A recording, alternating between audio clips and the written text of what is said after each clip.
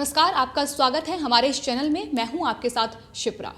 पश्चिम बंगाल की राजनीति में पिछले कुछ दिनों से काफी उथल-पुथल नजर आ रही है। गृह मंत्री अमित शाह ने कुछ दिन पहले पश्चिम बंगाल में एक रैली को संबोधित किया और इसके बाद एक बार फिर गृह मंत्री अमित शाह पश्चिम बंगाल के दौरे पर आ रहे हैं। वो रैली को संबोधित करेंगे और इन्हीं रैलियों की वजह से कहीं ना कहीं माना जा रहा है कि पश्चिम बंगाल की जो राजनीति है उसमें काफी उतार चढ़ाव देखने को मिल रहा है। तृणमूल कांग्रेस के विधायक और ममता सरकार में मंत्री रहे शुभेंदु अधिकारी ने हाल ही में टीएमसी से इस्तीफा दे दिया, जिसके बाद कहीं ना कहीं ममता दीदी की जो मुसीबत है वो बढ़ती नजर आ रही है। और जिस तरीके से ममता सरकार के इस मंत्री ने इस्तीफा दिया है उसके बाद कहीं ना कहीं माना जा रहा है कि बीजेपी के लिए अच्छी खबर हो सकती है, क्योंकि जिस तरीके से लगातार अब एक के बाद एक पश्चिम बंगाल में बीजेपी रैलियों को संबोधित कर रही है और कहीं ना कहीं उसने अपने नेता अब पश्चिम बंगाल में उतार दिए हैं, क्योंकि वहां कुछ समय के बाद विधानसभा चुनाव होने हैं और ऐसे में बीजेपी कोई कसर छोड़ना नहीं चाहती। और हाल ही में जब गृह मंत्री अमित शाह ने वहां रैली को संबोधित किया, वो पश्चिम बंगाल पहुंचे, उसके बाद जो कहीं ना कहीं राजनीति है उसमें उथल पुथल नजर आई। शुभेंदु अधिकारी ने टीएमसी से इस्तीफा दे दिया और उसके बाद ये माना जा रहा है कि पश्चिम बंगाल में टीएमसी की एक बड़ी खेप अब इस्तीफा दे सकती है पार्टी से, ऐसी खबरें भी सामने आ रही हैं। यानी बीजेपी कहीं ना कहीं अपने मकसद में कामयाब होती नजर आ रही है। जैसा कि हमने आपको बताया कि शुभेंदु अधिकारी ने जिस तरीके से इस्तीफा दिया है उसके बाद बीजेपी के लिए एक अच्छी खबर है। और आपको बता दें, टीएमसी के एक बड़े नेता हैं, एक साफ सुथरी छवि के नेता शुभेंदु अधिकारी हैं और ये माना जा रहा है कि जब उनका दबदबा इतना टीएमसी में है, इतना पश्चिम बंगाल में है, तो उसके बाद कहीं ना कहीं इसका फायदा बीजेपी को भी हो सकता है। दरअसल ये हम इसलिए कह रहे हैं क्योंकि ये लगातार खबरें सामने आ रही हैं कि शुभेंदु अधिकारी अब बीजेपी का दामन थाम सकते हैं। 19 से 20 दिसंबर के बीच गृह मंत्री अमित शाह की रैली पश्चिम बंगाल में होनी है और जिसमें यह माना जा रहा है कि उनकी मौजूदगी में ही शुभेंदु अधिकारी जो हैं वो बीजेपी का दामन थामेंगे। इसलिए हम कह रहे हैं कि बीजेपी को आने वाले वक्त में विधानसभा चुनाव होने हैं पश्चिम बंगाल में, उसमें एक बड़ा फायदा हो सकता है। जिस तरीके से टीएमसी का दामन छोड़ अब शुभेंदु अधिकारी बीजेपी का दामन थाम सकते हैं, अगर ये खबरें सच हैं और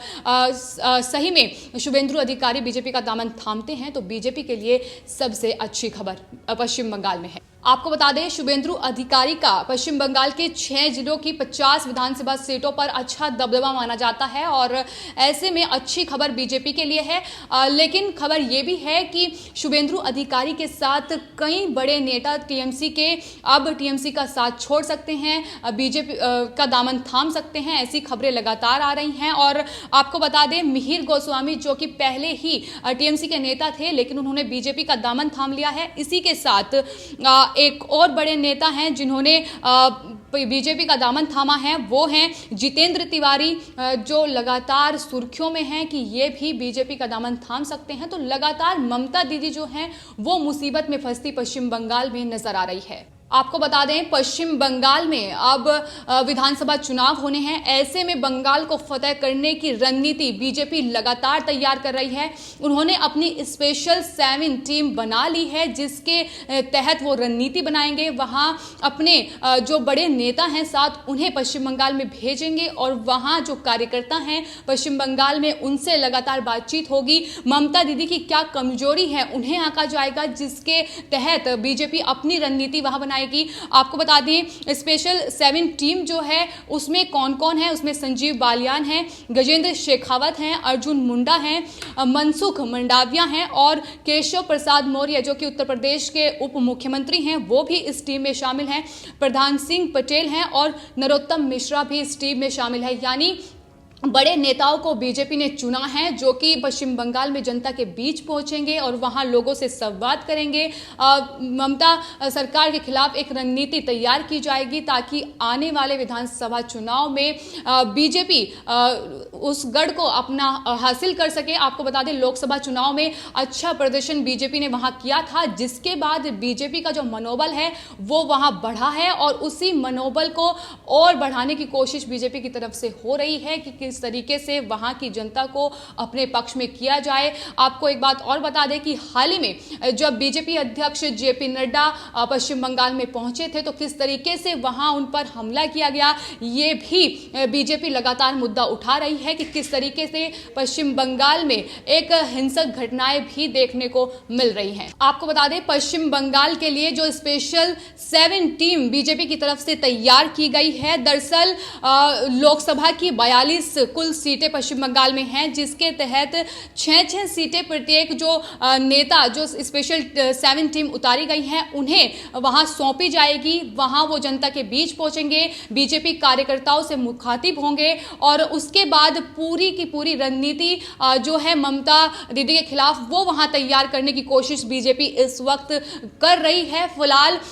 19 से 20 दिसंबर के बीच वहां गृह मंत्री अमित शाह की रैली होनी है, वो वहां रैली को संबोधित करेंगे। साथ ही स्पेशल 7 जो टीम है उन वहां जो नेता हैं उनसे भी वो मीटिंग करेंगे। यानी साफ तौर पर अब पश्चिम बंगाल में विधानसभा चुनाव का जो प्लान है वो बीजेपी की तरफ से तैयार हो चुका है। लोकसभा चुनाव में जिस तरीके से बीजेपी को वहां